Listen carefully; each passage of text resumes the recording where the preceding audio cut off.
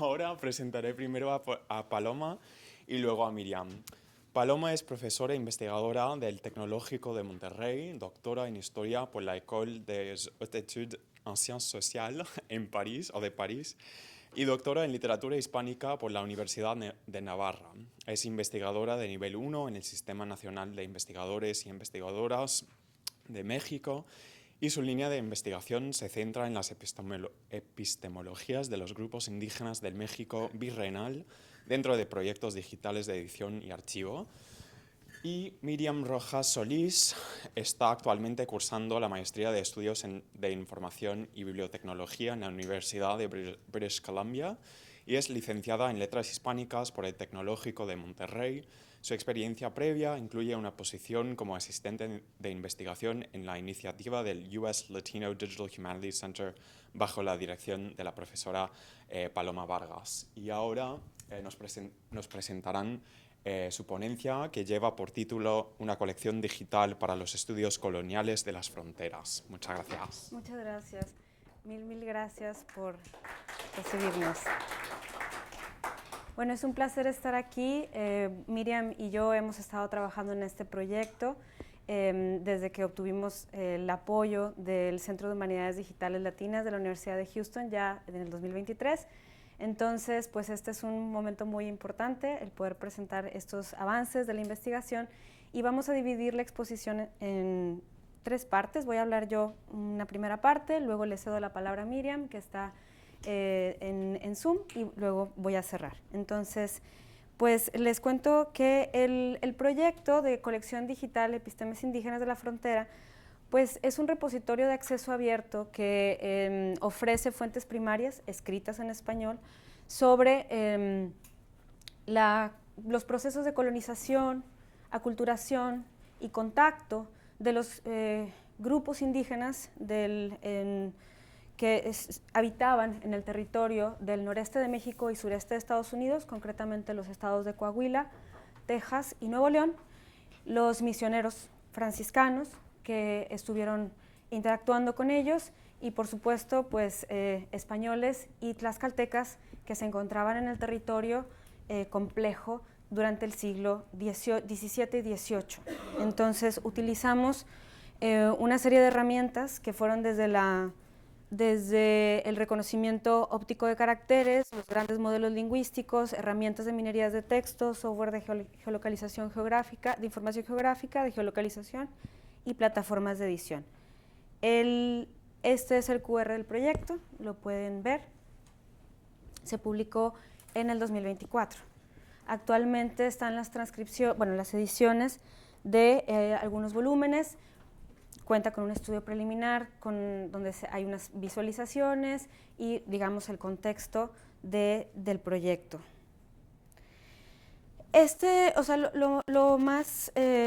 El punto de partida del establecimiento de esta colección digital, que es para una etnohistoria coahuilteca, es un manual para administración de sacramentos del siglo XVIII, impreso en 1760, pero que tiene 2 manuscritos asociados a su existencia. Esos 2 manuscritos los tenemos en la Biblioteca Cervantina del TEC de Monterrey, que son manuscritos previos que permitieron, pues son los apuntes, ¿verdad? Unos apuntes lingüísticos y otros, un confesionario que dan pie al manual. En este manual, en la portada, tenemos la denominación de las 18 naciones. Bueno, de las 18 naciones que son hablantes de una misma lengua que es la lengua que se va a llamar en el 19 la lengua coahuilteca. Y digo en el 19, ¿por qué? Porque en el corpus que tenemos en las obras, es decir, tanto en los manuscritos como en el impreso, no hay una enunciación de una nación coahuilteca. Sí, de 18 naciones que hablan una misma lengua, que está en este documento bilingüe, que tiene en una columna castellano y en la otra columna una lengua común a los grupos indígenas que habitaban desde la misión de la Candela, que es Coahuila, hasta las riberas del río San Antonio en el siglo XVIII.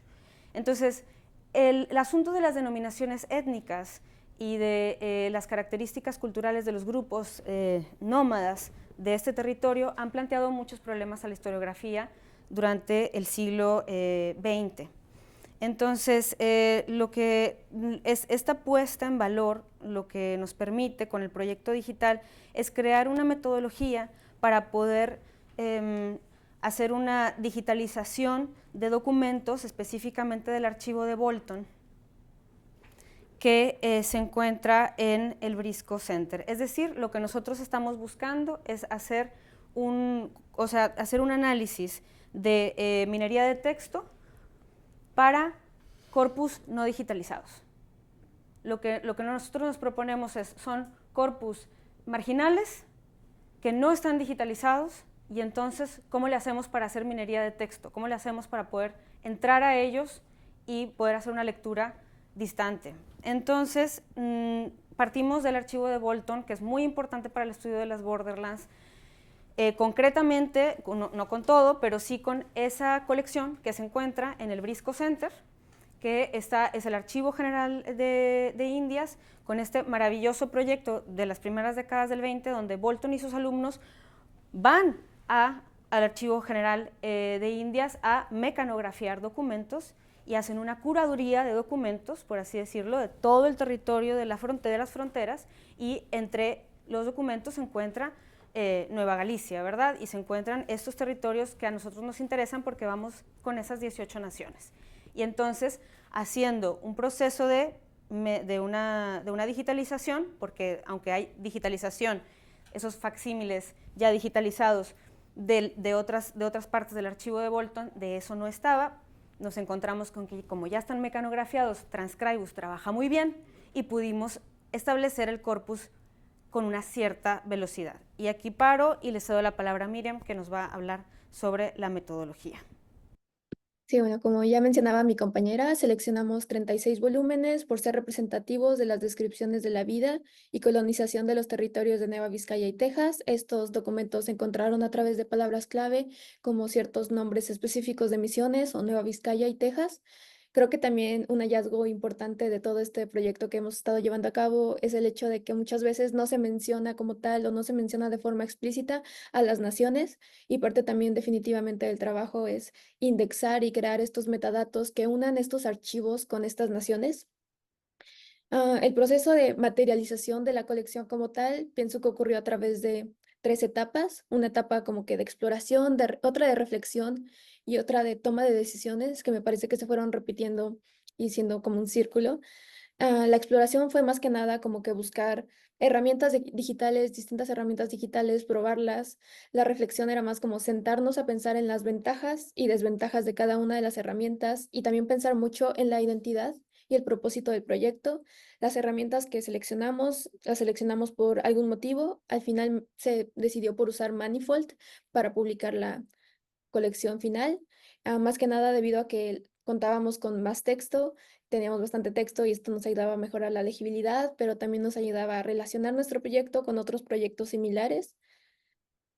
Creo que en fases siguientes de este proyecto deberíamos pensar en cómo integrar de forma más ágil los mapas junto con el texto, que al final nuestro producto final de visualización fue un mapa con base a la base de datos que creamos a partir de los textos que logramos transcribir. La transcripción fue una transcripción apoyada a través de herramientas, como ya hemos mencionado, de hecho, en otras ponencias ahorita mismo. Utilizamos Transcribus, que se apoya de la inteligencia artificial y demostró ser útil para sacar de forma eficaz y también fiel estos archivos digitalizados. Parte de nuestras cosas que hicimos de edición fue como que pensar en mantener la fonética, expandimos las abreviaciones, no mantuvimos los párrafos originales para mejorar como que la legibilidad en todo tipo de pantallas, se mantuvieron los títulos y los números de página, y ya al final que teníamos como que estos archivos los metimos en RStudio y Voyant Tools para encontrar las menciones de alguna de estas 18 naciones. Las naciones que más se encontraron fueron las naciones de los mezcales y las naciones de los alazapas. Otras naciones también se encontraron y luego se buscó cada una de las menciones para hacer una lectura más cercana y encontrar el contexto, en qué lugar se hacían estas menciones y en qué en años se hacían estas menciones para crear finalmente la base de datos. Los documentos en los que encontramos la mención de alguna nación fueron estos documentos, que son el volumen 17, el volumen 46, el volumen 72, el volumen 48, el volumen 80, el 19, el 51, el 85 y el 77, de distintas cajas, de los que hallamos todos estos volúmenes. Y aquí están el mapa que se creó final, de acuerdo a la base de datos que conseguimos construir a partir de todos estos documentos que fuimos reuniendo. Al final utilizamos Google My Maps, en parte también porque parte del proyecto era pensar en cómo acercarnos no solo a académicos o a estos grupos que están resurgiendo de naciones coahuiltecas, sino también al público en general y a los habitantes de esta región. Entonces pensamos que Google My Maps era una plataforma muy familiar y también que suponía como menos barreras para acceder. También podemos hacer referencia a otro tipo de mapas y se pueden incrustar otros mapas, por lo que pensamos que fue una buena idea. Aquí también en este mapa podemos ver la base de datos, el año en el que ocurrió la mención, la nación que fue mencionada, el contexto en que fue mencionada, el documento en el que las naciones se hicieron mención y también el número de página en caso de que se quiera buscar la referencia.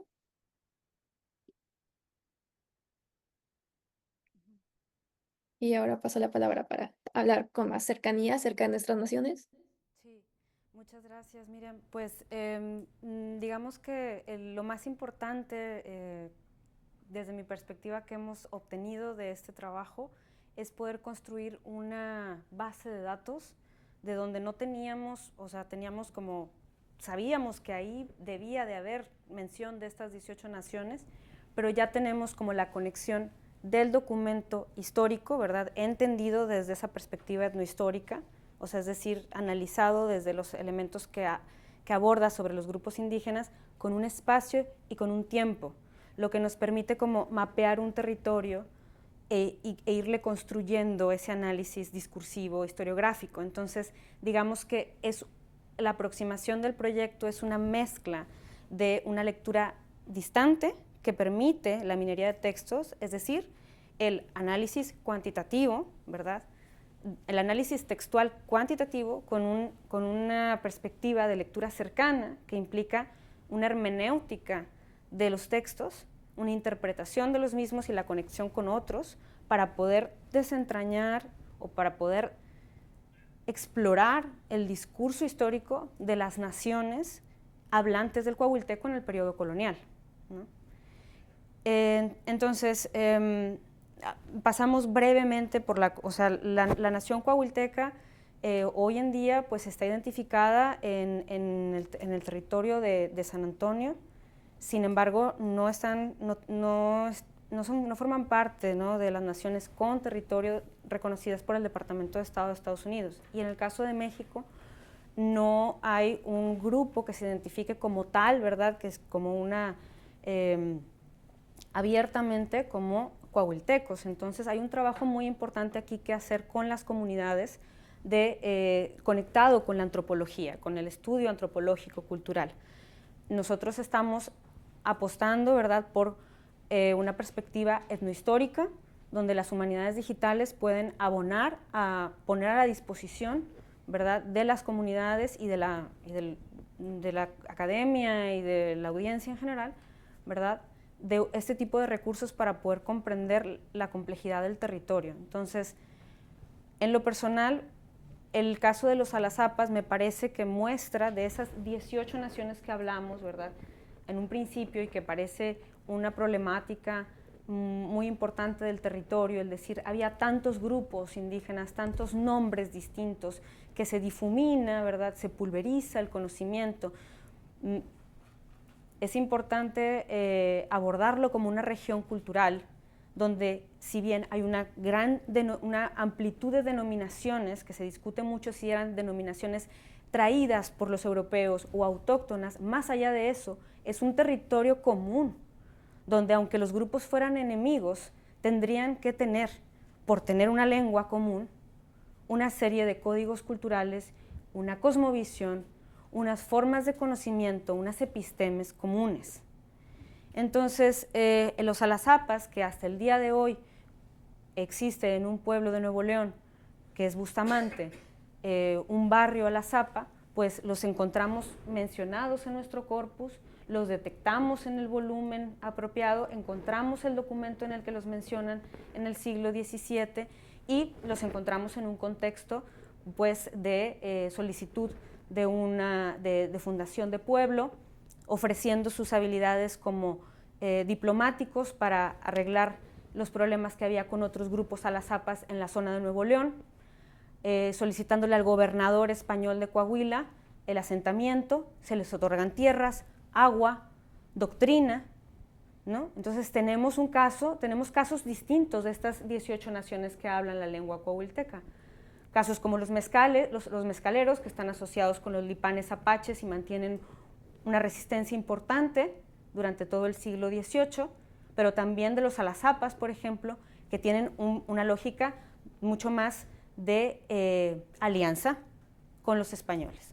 Entonces, creo que esta mezcla, ¿verdad?, que hemos desarrollado o que ha surgido de nuestra investigación de lectura cercana y de lectura distante, un poco lo que comentaba en nuestra magistral, es que más puede, o sea, al estudiar el texto, al construir el corpus, qué podemos hacer con él, ¿no? Y en este caso para nosotros ha sido fundamental pues la identificación del texto que describe un discurso histórico asociado con naciones indígenas.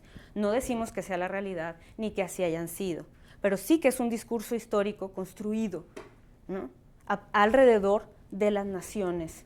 Y por lo tanto lo que ofrecemos en la colección digital es apostar por ofrecer el corpus para que pueda ser estudiado y analizado desde diferentes perspectivas. Y creo que con eso terminamos. Algunas otras, bueno, el proyecto de Memorias del Noreste que estamos trabajando en el TEC con Pati Murrieta, que el objetivo pues es ampliar esto, ¿no?, ampliar la infraestructura digital, por así decirlo, es decir, digitalizar y crear bases de datos asociadas a las denominaciones de los grupos indígenas que habitaban en el territorio del sureste de Estados Unidos y noreste de México, una región cultural común.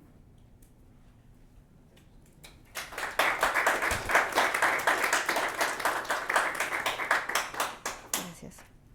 Muchas gracias, Paloma y Miriam, por esa excelente intervención. Imagino que habrá preguntas durante el coloquio. The next presentation is entitled LACLI, a multilingual index of freely accessible online resources for Latin American, Caribbean, Latinx, and Iberian studies. And then I'll give it a second until our presenters are up here so you guys can see them. So this is a joint presentation by Eric Silberberg and Kate Kellett. Eric Silberberg is an assistant professor and the librarian for instructional design and education at Queens College, City University of New York. His current research explores open access publishing in education literature and library services for teacher training programs in Mexico and the United States. He's committed to promoting equitable access to information through his role on the LACLI executive team. And Kate Kellett is the head of cataloging and bibliographer for Latin America and Iberia at the Lillian Goldman Law Library at Yale. Her daily work includes buying and cataloging books and other resources for Latin America and Iberia. She earned a JD MA in Library and Information Science at the University of Wisconsin-Madison, and a master's in Spanish Linguistics at SUNY Albany. And with that, I will turn the mic over to you guys. Thank you.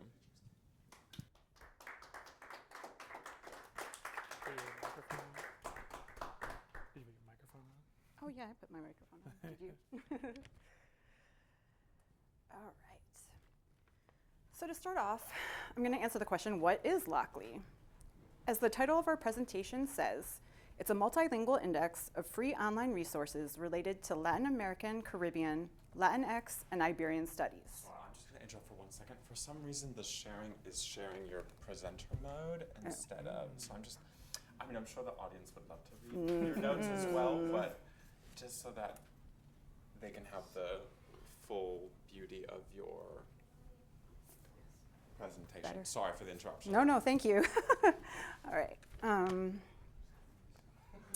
Lockley is volunteer run by members of LANE, the Latin America Northeast Libraries Network. These are librarians who specialize in or have an interest in library materials and services related to Latin America and Iberia. LANE started this project in 2020 during shutdown, when many institutions lost access to physical materials and therefore needed to rely more heavily on online resources. Libraries tend to have tight budgets, so more often than not, these needed to be freely accessible. No such database existed in these subject areas, so we started one ourselves to support each other and our patrons. Lackley has a 3-person executive team that coordinates the project, but we rely heavily on additional volunteers to help us maintain it, and most importantly, to suggest resources to add to our database. We've also been fortunate to be awarded several grants, which we use to in part pay for undergraduate and graduate student workers to assist us with simpler tasks. We still rely on a spreadsheet to store our data, but as you can see on this slide, the user side of things is an easy-to-use web page with a search bar. Eric will explain how we converted our hard-to-search spreadsheet into this user-friendly site, which I chose to display here in Portuguese to show one of the more inclusive features he was able to add.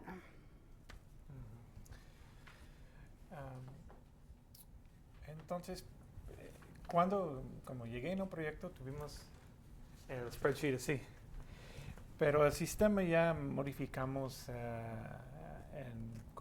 durante aproximadamente 6 meses. And I'll switch to English to talk about the system. Like Kate was saying, it's a volunteer-run project. And to have people here at Colmex in Mexico, at Fundación Getúlio Vargas in Brazil, students at SUNY Albany, and as you'll see in many other countries, having it in a Google Sheet actually enables us to invite volunteers in and out of the project pretty quickly with very little training. And so we took that spreadsheet and to use it as a free database. And we turned that database into an API so we can get that data onto our website with Google Apps Script service, also free. And then we also use plain JavaScript to run the search and visualization on the website. And so ultimately, the whole system is reproducible for any other projects, and there are many projects that just live on spreadsheets, Google Sheets online. So it's one way that you can quickly bring this information to a wider public. When that information is then processed and displayed online, when you search, you're searching directly onto our Google Sheet, and it's displaying all the description that Kate will talk about in a minute that our volunteers provide for these free online resources. We also translate English, Spanish, and Portuguese. That's not done with AI. That's actually done with a JSON file. So essentially a lookup table of the 3 languages that when you click on Portuguese, it'll display Portuguese based on a description provided from our colleagues in Brazil. And so with that, when we talk about what's displayed on Lackley when you search for something like Peruvian art, is based on descriptions that Kate will talk about. Our spreadsheet includes 15 columns of various categories, including title, format, language, geographical area, broad subject area, and summary. These evolved over time as we, as librarians, couldn't help but add more granularity. For example, at first, I wanted to use keywords for subjects, since using a controlled vocabulary is much more labor-intensive. But eventually we decided it was worth the extra time to be able to collocate resources by specific subject. We also wanted to provide subject access in Spanish and Portuguese, not just English, which would have been harder to translate from uncontrolled vocabularies. We're extremely grateful to HAPI, the Hispanic American Periodicals Index, for sharing their subject headings with us. It fit our needs perfectly as a small vocabulary that provides all 3 languages for each heading. We do occasionally add or update Happy headings to meet our needs. They may lack a heading we need, or we may want to update offensive or outdated terminology more quickly than Happy can. We also make sure to have extensive documentation with each policy decision we make, so any future volunteers or student workers can find rules for each category. We try to make it easy for anyone to suggest a new resource by using a Google form that has 2 options. The simple one essentially is just sending us the name and URL of the resource you want us to add.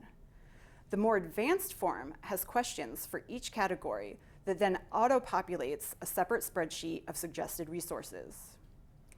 Lackley volunteers then review those resources and edit each field before moving it to our main spreadsheet.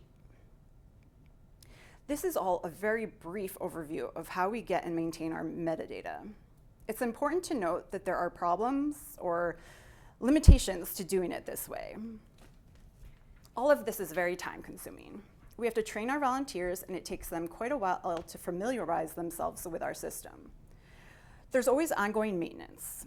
We receive quarterly updates from Happy with changes to their headings. If we've used any of those headings that have changed, we then have to update all instances of those terms in all 3 languages on our sheet. A big one is the ubiquitous problem of dead leaks. No link checker is perfect, and worse, we find that since we index free online resources, sometimes those sources disappear entirely due to budget cuts at nonprofits, or a resource will be bought out and placed behind a paywall. In both instances, we have to remove those titles from our list. I could go on with more hurdles, but it's all worth it to be able to assist students, faculty, and other patrons with their research needs this way.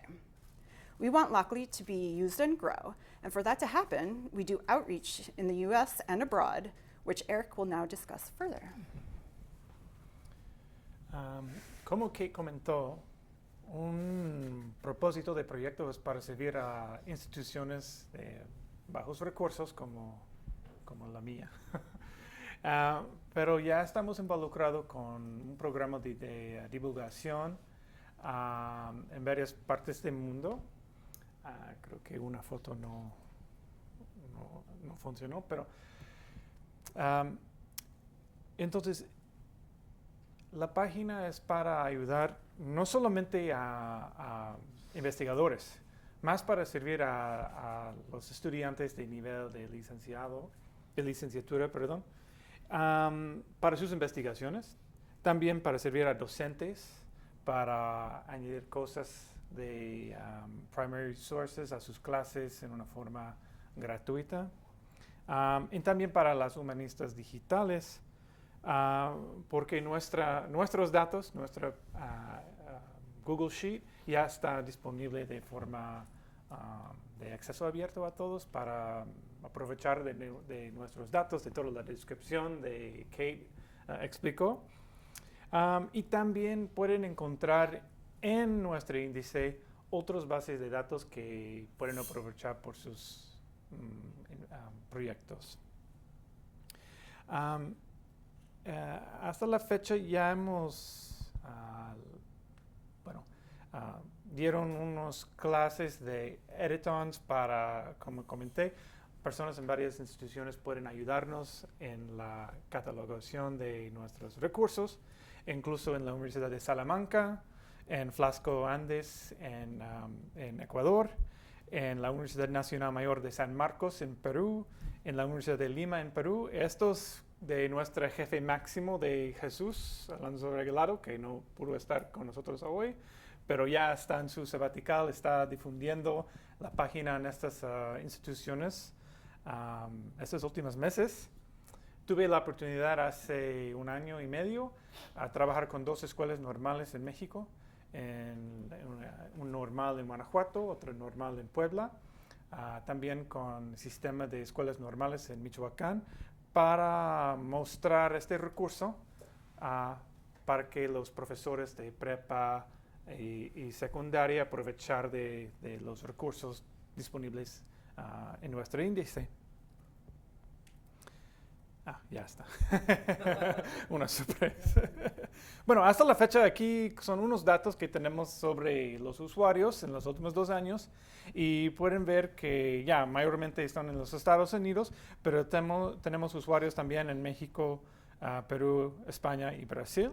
Y como Kate comentó también, tenemos colegas en Colmex en México que están trabajando con nosotros en la biblioteca de Colmex, también en la biblioteca de la Fundación Getúlio Vargas en Brasil.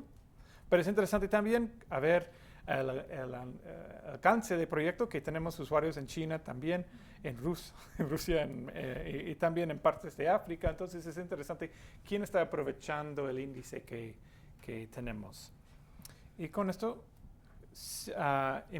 todos están invitados a aprovechar de nuestra plataforma, no solamente para realizar unas búsquedas, pero también, como Kate comentó, aprovechar a la Google Form para sugerir no solamente proyectos que conocen, pero sus propios proyectos que ustedes comentaron de hoy, para uno checar si ya tenemos sus proyectos en la plataforma, en sí no, sugerir este proyecto para nosotros. Y no es necesario tomar una foto porque ya tenemos un regalito para todos que tiene la URL para cada uno.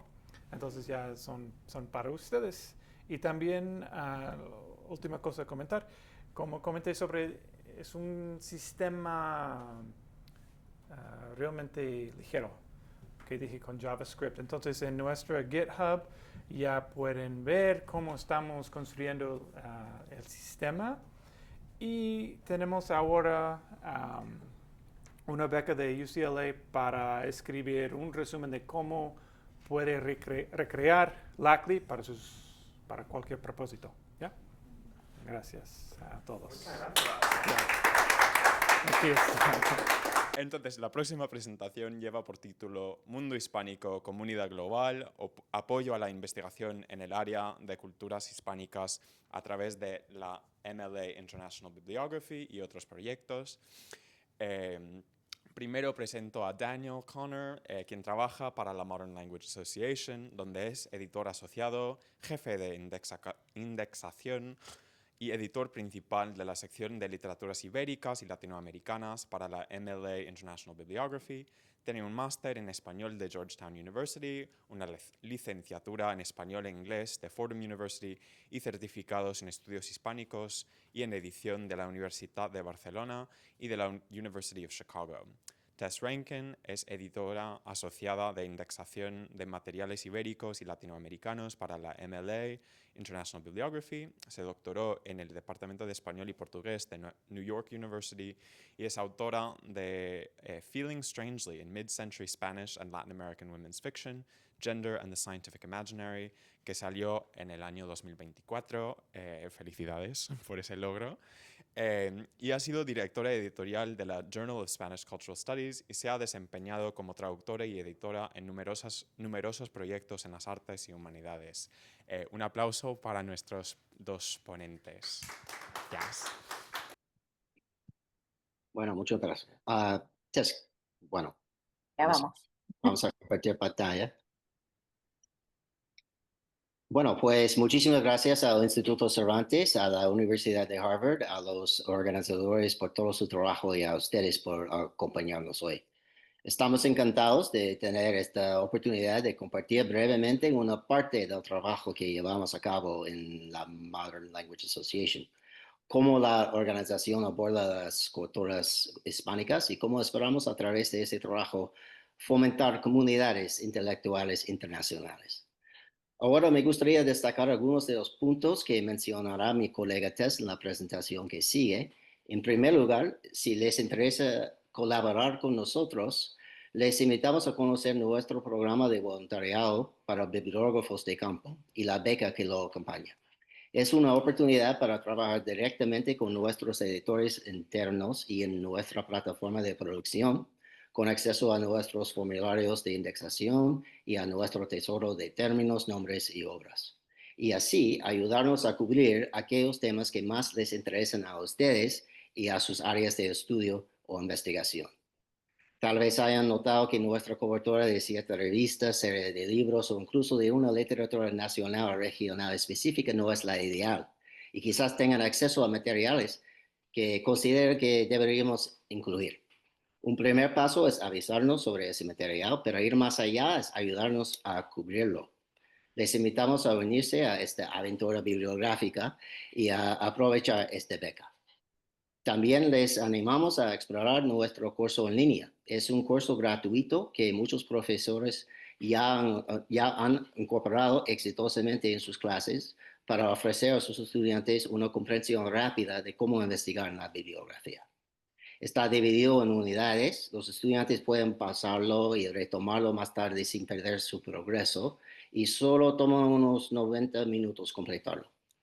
Además, en nuestro sitio web encontrarán varios videos, tutoriales gratuitos disponibles en numerosos idiomas que muestran cómo investigadores y estudiantes pueden aprovechar al máximo nuestra base de datos. Pueden encontrar todos los detalles sobre estos programas y herramientas en nuestro sitio web y les animo a consultarlo en mla.org.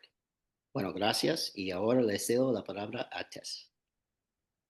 Ok, gracias, Dan. Voy a arrancar porque sé que no tenemos tanto tiempo. Quiero empezar dándoles una visión general de lo que es que vamos a hacer, que es un repaso de las características de la bibliografía con un enfoque en las culturas hispanas en la bibliografía.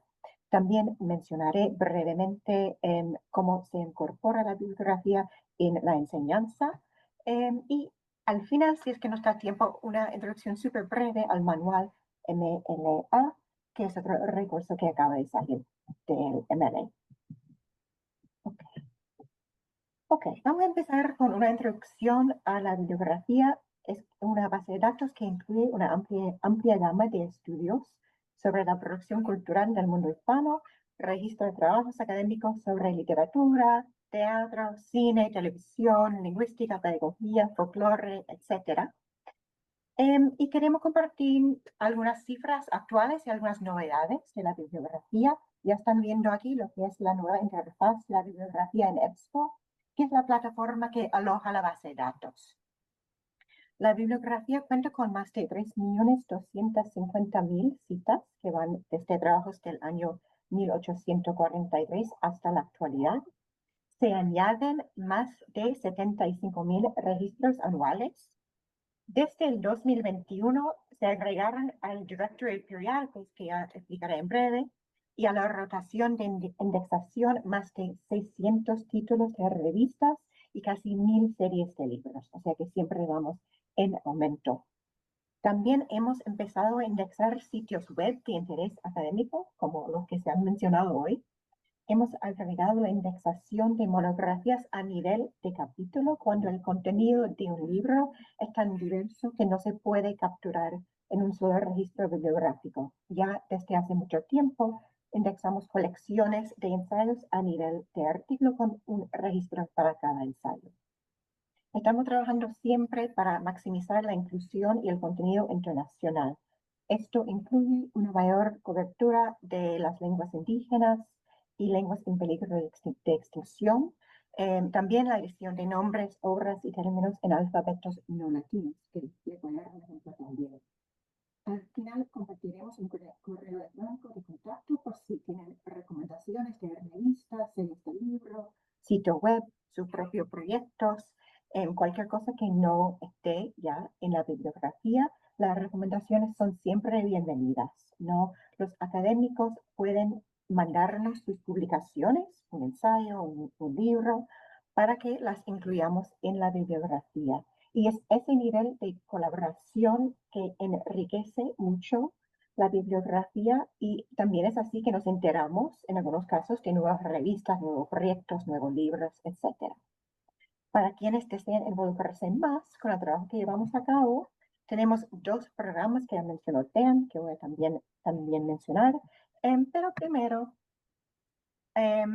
me gustaría señalar que a diferencia de la mayoría de bases de datos bibliotecarias actuales, la bibliografía producida por un gran equipo profesional de expertos, seres humanos, expertos en los campos que cubrimos. Y aquí estamos en una foto del año pasado. Somos nosotros que identificamos e indexamos las publicaciones incluidas en la bibliografía y que llevamos a cabo la investigación necesaria para mantener los vocabularios controlados. Y cuando ustedes nos escriben con sus recomendaciones, están comunicándose con alguien ahí en la foto. Para los académicos y estudiantes que quisieran cumplir un papel incluso más activo en la creación de la bibliografía, tenemos el Field Bibliography Program, que Dan acaba de mencionar, que cuenta con el apoyo ya de más de 100 académicos voluntarios que contribuyen a registros bibliográficos. Sus aportes son sumamente importantes, ya que amplían no solo la cantidad de publicaciones que podemos cubrir, sino también lenguas de publicación y áreas de especialización. Además, tenemos las becas, que son para un fellowship de 3 años, para bibliógrafos de campo, que les ofrece formación bibliográfica, reconocimiento y remuneración por sus contribuciones.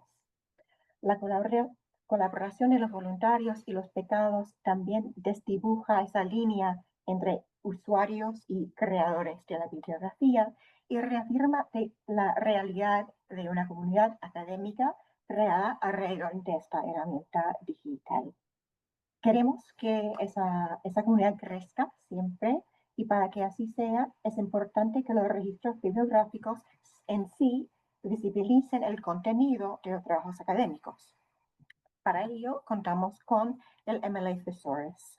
El desarrollo es un vocabulario controlado de términos, nombres y obras, ahí tienen las cifras, y facilita la localización de los contenidos de la bibliografía, ya que permite vincular todos los registros sobre un autor, una autora, una obra, un concepto, independientemente de las variantes terminológicas que se hayan empleado en el texto y también independientemente del idioma del texto mismo. Mencioné el Directory de Periódicos. Es un directorio, una guía que permite encontrar datos detallados sobre más de 20.000 revistas y series de libros. Es un gran recurso para evaluar publicaciones periódicas desconocidas, descubrir nuevas y por lo tanto es útil para los bibliotecarios, los investigadores y también para los estudiantes. También sirve para visibilizar los periódicos internacionales, ¿no? Puede ser que la revista más adecuada para un trabajo no sea una de las revistas más conocidas en el entorno de un investigador o una investigadora. Y este directorio le permitirá encontrar una revista especializada que sea un buen fit para su texto.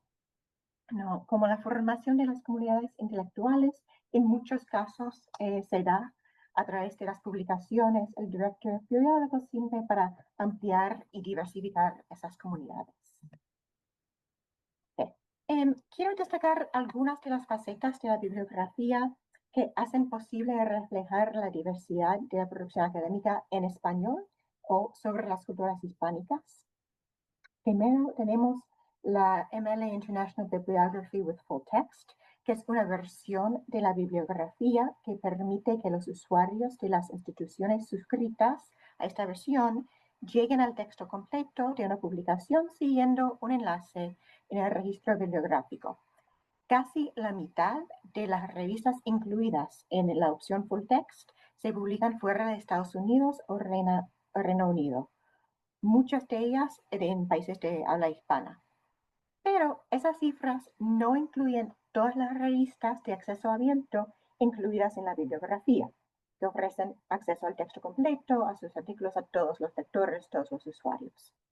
Hacemos un esfuerzo por incluir una gran cantidad y variedad de revistas de acceso abierto y se puede delimitar la búsqueda de textos a los que incluyan un enlace al texto completo, ¿no? En mi día a día estoy trabajando con un montón de revistas de acceso abierto. Y como mencioné al principio, también indexamos sitios web con contenidos académicos, lo cual arroja luz sobre algunos proyectos importantísimos que seguro que vamos a ver más hoy, en formatos digitales, ¿no? Y aquí vemos una selección, estamos viendo solamente los nombres, o sea, no todos los detalles dentro del registro, pero para que tengan una idea de la multiplicidad de sitios web. Son algunos de los cientos de sitios web que tenemos indexados en la bibliografía. Ok, ya he mencionado un poco lo que es que cubrimos, pero quiero destacar que en el caso de España, por ejemplo, incluimos literaturas en catalán, gallego, vasco, también latín, hebreo, árabe. En el caso de América Latina, una amplia cobertura de estudios sobre las culturas y las literaturas indígenas. Y por tocar tantos temas de interés interdisciplinario, es un buen recurso para los estudios decoloniales, los estudios de género, los estudios culturales, o sea, no solamente para los investigadores de literatura solamente o lingüística solamente. Ok. Aquí quiero enseñarles toda la información que proporciona el resultado de una búsqueda. Aquí tenemos un ejemplo de los resultados de una búsqueda para el término Mapudungun Language, el idioma mapuche Mapudungun. Y verán que tenemos los detalles no solamente del texto en sí, sino la revista, que es anclajes, y todo con enlaces para llegar a la revista. Aquí tenemos que el texto tiene resúmenes en inglés, español y portugués. Y tenemos los subject terms, o sea que el texto trata la idea de urban space, the past, indigenous culture, colonialism, y la autora del texto está trabajando con las teorías de Donna Haraway y por lo tanto también tenemos a Donna Haraway en el registro. Arriba verán que tenemos los nombres de las obras, de los 2 libros de poesía y los datos básicos sobre la autora y todo con enlaces. En este caso tenemos acceso a un resumen en inglés y por tratarse de una revista de acceso abierto tenemos el enlace a Electronic Access directamente desde el registro.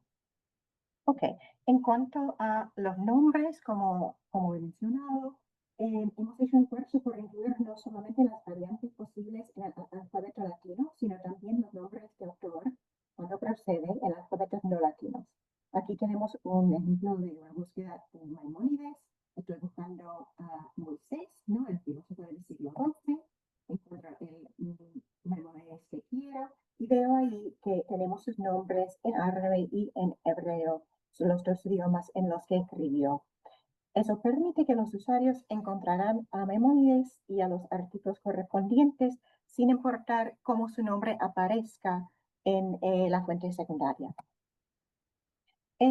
Términos. Ok, aquí quiero mostrarles algunos de los términos relacionados con las culturas hispánicas, algunos en español y otros en inglés.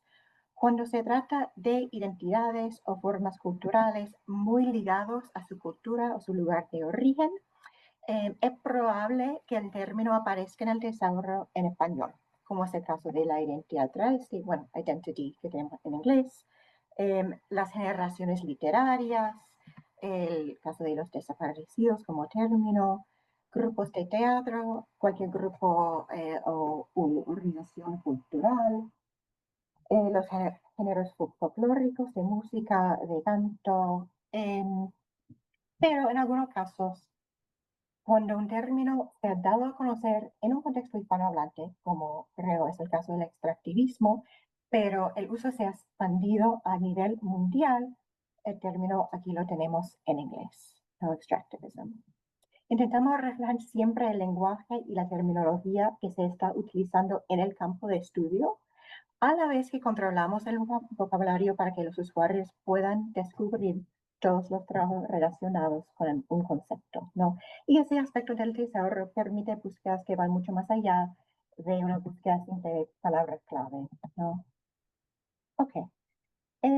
Espero haber podido exposar algunas de las maneras en que la bibliografía busca visibilizar las fuentes secundarias en español y busca facilitar que los investigadores profundicen su compromiso con otros académicos en su campo, estén donde estén en el mundo. Quiero mencionar brevemente que la MLA también ofrece herramientas didácticas para Information Literacy de los estudiantes, entre ellas un curso gratuito que les enseñará a utilizar la bibliografía. Y estos recursos permiten a los estudiantes entender también la amplitud y la naturaleza global de su campo. O sea que su campo no es su departamento, su universidad, su ciudad ni su país, sino que es parte de una comunidad global.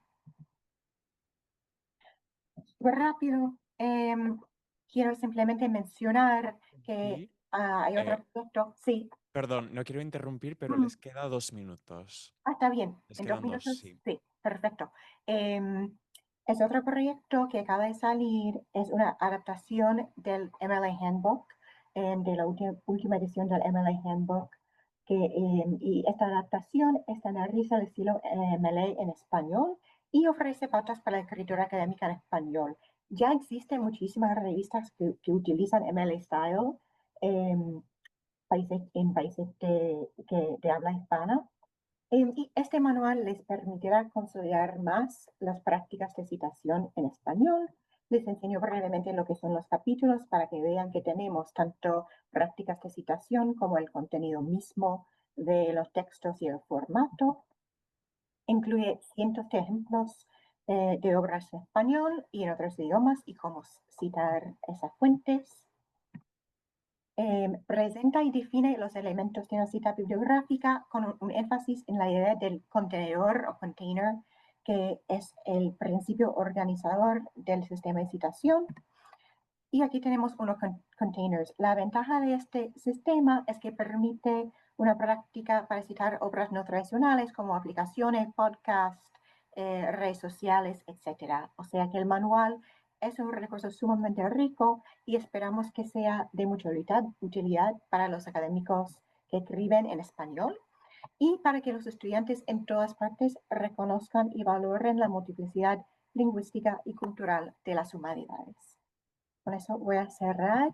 Les dejo aquí unos links, a ver si lo podemos poner también en el chat.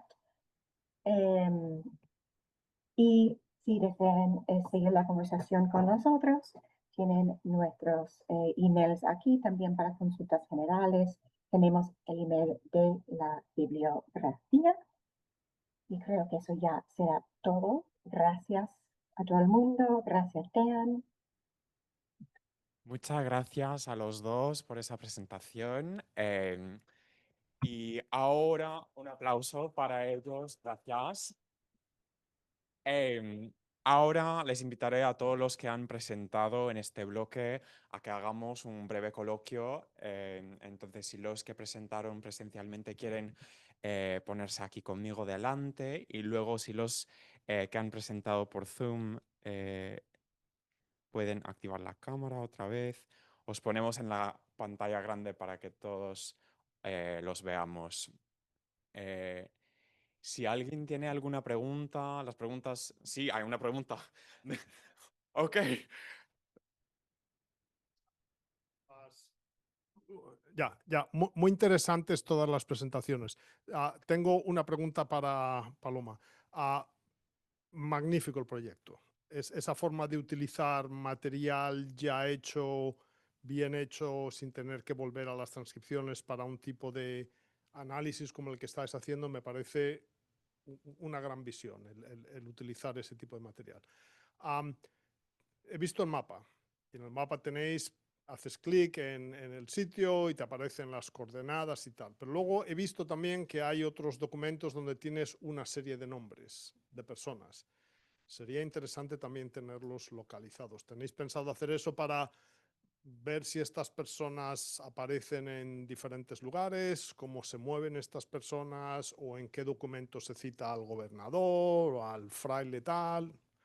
Sí, definitivamente. Bueno, muchísimas gracias. Hay muchas cosas que también te quiero preguntar luego de toda la cuestión de estilometría y filología computacional. Creo que ha sido maravilloso el habernos encontrado hoy acá. Muchas gracias por la organización. Creo que hay mucho potencial para poder extraer información de los textos y del establecimiento de los metadatos para, o sea, para los personajes principales, por así decirlo, ¿no? No solamente también de los gobernadores, sino también de los cabildos indígenas, ¿no? O sea, precisamente para abonar sobre la discusión de la agencia indígena y su rol que tienen también en los procesos de, digamos, de aculturación, ¿verdad? Entonces, digamos que en este momento lo que estamos proyectando pues es ampliar los documentos digitalizados con otros archivos y pues entrarle a manuscritos y a microfilmes, porque también en el TEC tenemos una colección importante de documentos microfilmados en una, de un proyecto que hubo con las universidades tejanas en los 80s, y ahí tenemos también algo importante que hacer con ello, ¿verdad? Porque son documentos coloniales. Entonces, digamos que estamos en un planteamiento de infraestructura, entonces este tipo de comentarios son muy importantes para poder tener una visión de otros intereses también de análisis del corpus. Ok. Sí. Muchas gracias. Luego, una sugerencia. Con el micro para que los de... ¿Tienes? Ay, Ya tengo, ya tengo. No lo suelto, además, no te preocupes. Una sugerencia para vosotros. Habéis comentado que en vuestra base de datos incluís las direcciones, pero habéis dicho también que los enlaces que están muertos los elimináis. Y creo que eso es un error. Te lo digo por lo siguiente, porque es una forma de mantener una historia de lo que había y no existe en este día, incluso de las que son versión libre y luego son versiones de pago, pero al menos para que la gente sepa que fulano de tal en los años 80 hizo una página web que hablaba de no sé qué y hoy en día es un enlace que no funciona, pero al menos para tener este histórico de todos, y creo que eso es fundamental. Si no, es una información que se pierde y es imposible de recuperar. No, es excelente. Y de hecho, un compañero que estaba, un bibliotecario que también estuvo en Colombia, que apenas cambió su puesto a otra universidad, tenía la idea de aprovechar de base de datos para hacer web crawling con las direcciones que tuvimos para establecer más o menos que usted está sugiriendo. Pero sí vale la pena decir también tener un campo en la base de datos que dice como, no sé, desde tal fecha no existe o está muerto desde tal fecha, pero sí de acuerdo que sí, voy a traer a mis compañeros, pero esperamos que alguien aproveche de base de datos para hacer web crawling, para precisamente cambian rapidísima el acceso o tipo de acceso que permiten cada uno.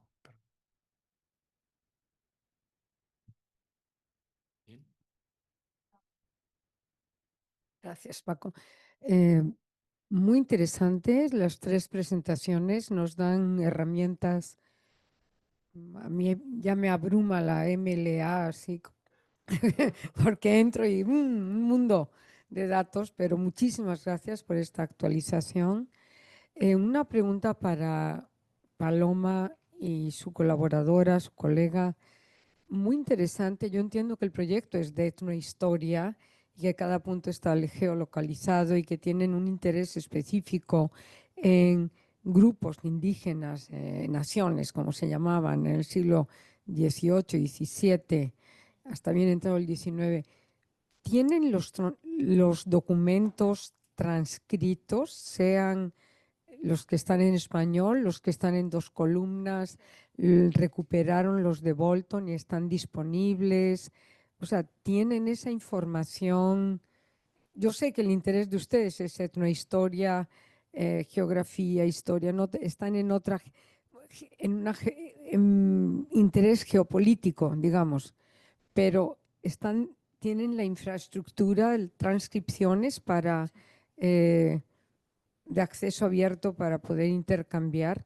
Por supuesto es que tengo interés en Sí, sí las tenemos. Lo que está en acceso abierto son las ediciones de una parte, pues, digamos, una parte del total. O sea, la minería de texto que les presentamos, las imágenes, se lograron con todo el corpus, los 36 volúmenes de Bolton. Lo que está disponible en el sitio que les mostramos solamente es son 5 volúmenes completos editados.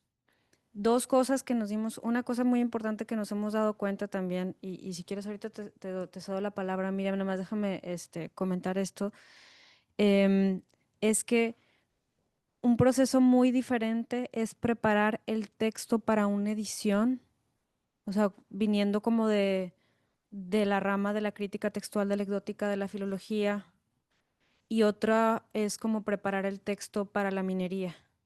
Mientras que para la edición requiere, o sea, nos interesa la variante, nos interesa o sea, la, sí, la puntualización, el cuidado.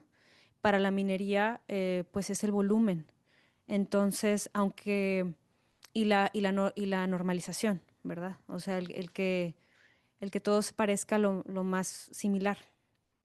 Entonces, pues nosotros, y hablando, recuperando también un poco la discusión de más temprano, o sea, claro, la corrección, la edición es un trabajo muy complejo y muy grande del proceso, ¿verdad? O sea, ¿con qué criterios, no? O sea, nosotros nos hemos enfocado mucho pues en la moderna filología, es decir, modernización gráfica, conservación fonética, pero pues ahí también nos damos como es difícil, es mucho trabajo, requiere, o sea, lo que está disponible en el sitio web está editado por humanos, ¿verdad? La minería la logramos hacer con transcripción asistida.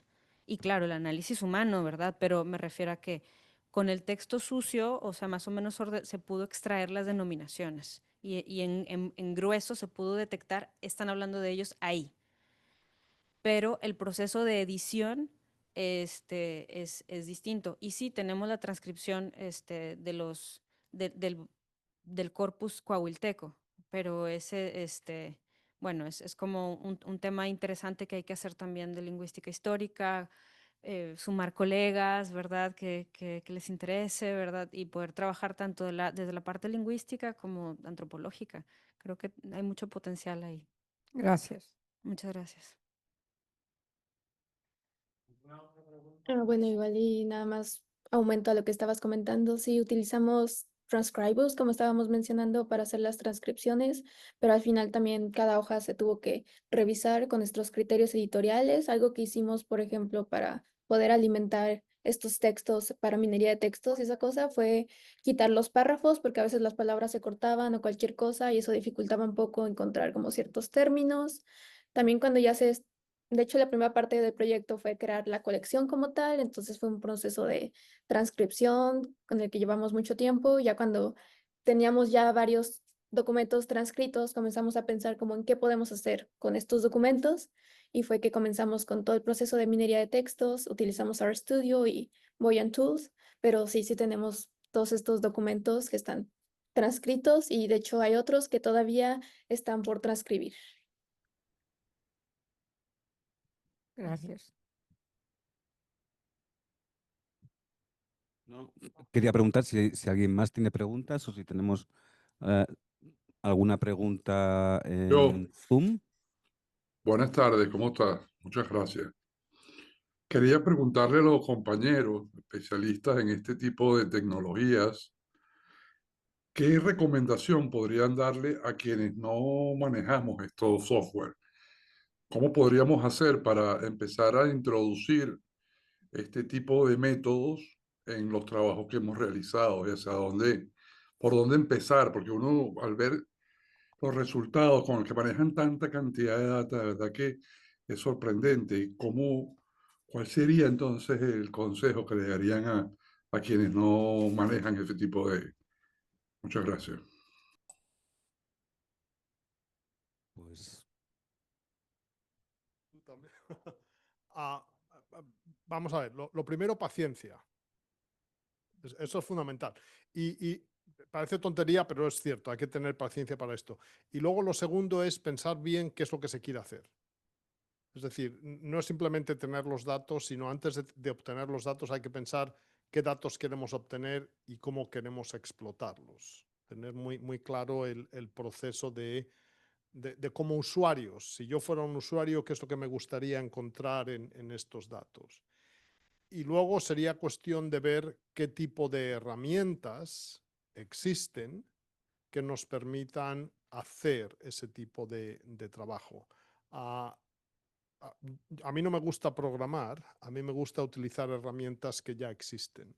Creo que a veces muchos de estos proyectos reinventamos la rueda intentando hacer una herramienta nueva que nos permita hacer todo, y creo que a veces es más importante encontrar herramientas específicas para etapas diferentes que al final nos den el resultado que queremos. Entonces eso en líneas muy generales sería las sugerencias, y leer mucho, ver artículos de metodología, sobre todo de cómo han hecho otros proyectos, qué herramientas han utilizado, cuáles son las dificultades que se han tenido y cómo se han resuelto. Bueno, quería también comentar un poco acerca como que de nuestro proyecto. De hecho, realizamos por varios meses realizamos como que una exploración en la que probamos varias herramientas. Muchas de estas herramientas siguen por ahí. Hicimos algunos como que pruebas con herramientas como de timeline, que mostraba líneas de tiempo. También utilizamos ArcGIS antes de usar Google My Maps. Utilizamos Omeka. En principio pensamos en poner nuestra colección en Omeka, pero conforme fue avanzando el proyecto nos dimos cuenta de que era mayormente texto. Entonces, otro tipo de plataforma sería como que más útil para el proyecto. Creo que sí es muy importante como pensar en el propósito y la identidad del proyecto, qué es lo que se quiere lograr, cuáles son las características y necesidades de cada proyecto, y dependiendo de eso, irte acercando como que a distintas herramientas, y aunque sea como que de una forma muy pequeña, a pequeña escala. Por ejemplo, cuando utilizamos RStudio, también como que no éramos como que no conocíamos tanto el programa, pero es cosa también como que de empezar pequeño, empezar con pasos pequeños, y comenzamos nada más con esta cosa de find, como encontrar estos términos, y ya después fuimos como que agrandando conforme ya teníamos algo. Solo una pregunta muy breve, también asociada con la de los que nos identificamos con el analfabetismo absoluto en materia de este tipo de tecnología impenetrable. Y es, no, es que, por ejemplo, si existen glosarios, tanto en español como en inglés, para toda la terminología esotérica que ustedes usan a la hora de caracterizar estas herramientas. Porque sale uno que sí, API, eso me suena a una cerveza de New England. Otro, este me salió con el web crawling. Yo no sé qué es web crawling, eso me suena a una araña. Luego se hablaron de la minería de estos textos. Hay todo un lenguaje que ustedes han internalizado, y para los que queremos beneficiarnos de esas herramientas, no hablamos ese lenguaje, no tenemos no tenemos los repertorios lexicográficos que nos den acceso a este tipo de vocabulario, de acróstico, que es una manía que tienen muchas disciplinas de usar una nomenclatura ininteligible sin hacerse accesible a los que nos podemos beneficiar de esas herramientas. Así que, además de que debieran ser más accesibles la presentación, ¿qué herramientas hay para familiarizarnos con estos términos? Yo no sé cuáles son comunes y cuáles son extravagantes. Gracias y disculpe, primero disculpe por eso. Ok, primero una cosa teórica. Una cosa teórica también que es interesante y hablar del sesgo de inglés, porque en los lenguajes de programación están escritos en inglés. Cuando la compañera estaba hablando de R, que es un lenguaje para la programación, todos los palabras claves y todo el lenguaje, de hecho, está en inglés. Sí, sí, sí. Y otra, sí, no, sí, sí, sí, sí, sí. Y de hecho, sí, es algo, sí, era algo en que busqué también, para hacer nuestro código más accesible. Y también sí hay una manera para los partes de JavaScript, que es un lenguaje que usamos, que todos los browsers usan para mostrar las páginas en línea.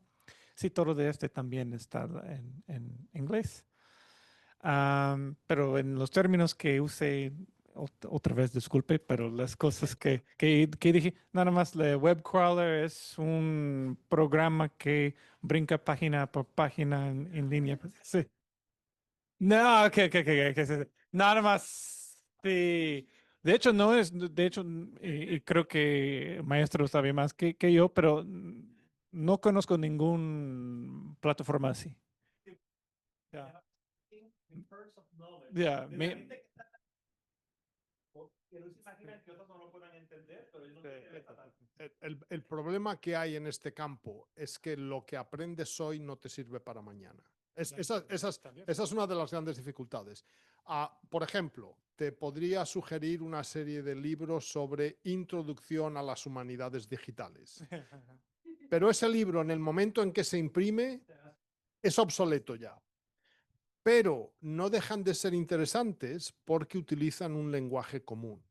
Entonces, aunque la tecnología no sea quizás la más puntera, el libro de Susan Hockney de los años 70 está hablando de cosas que se siguen utilizando hoy en día. Entonces, una de las cosas es encontrar este tipo de introducciones a la información digital, a las humanidades digitales, porque ahí se explican muchas veces ese tipo de términos. En cuanto a los programas en sí, eso ya es, cada día cambian las cosas, desgraciadamente.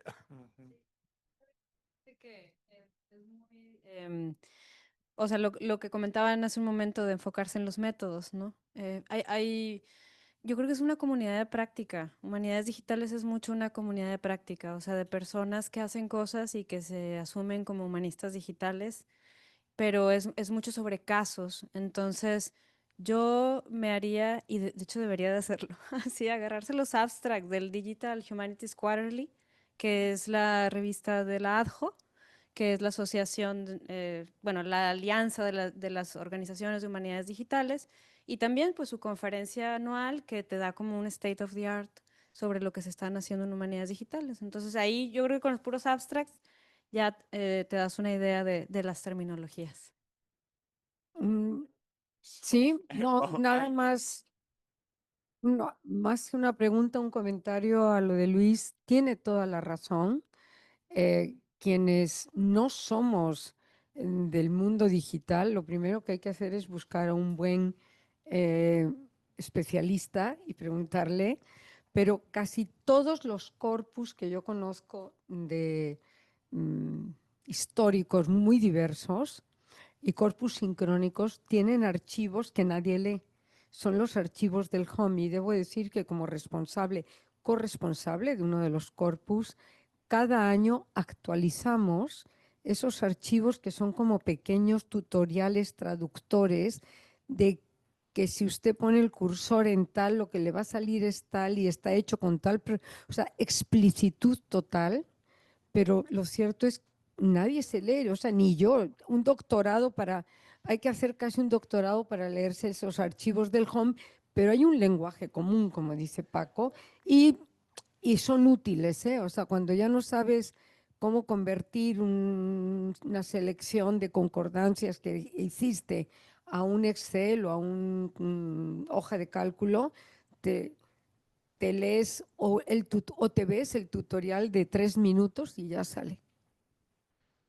También es un consejo, o sea, que esto no puede ser solamente ad intra. Si hay tantos beneficiarios que pudieran sacarle, yo obviamente tengo el beneficio de que siempre he colaborado con lingüistas que están completamente inmersos y a los cuales estas tecnologías les hablan, como Javier, que realmente él se comunica con una desenvoltura. Mira, tecnología me odia y yo suelo reciprocar su falta de benignidad con una animadversión absoluta. Pero si uno se quiere beneficiar, pues hace falta también que se haga el esfuerzo por hacerlo accesible a los interlocutores que están fuera de ese ámbito, porque no se puede esperar sencillamente que estemos inmersos en toda la literatura que se ha producido en los últimos 15 años dedicada específicamente a las humanidades digitales, sino hacerlo accesible ab inicio con las presentaciones en las cuales se introducen estas herramientas para beneficio de muchos que no estamos en ese ámbito.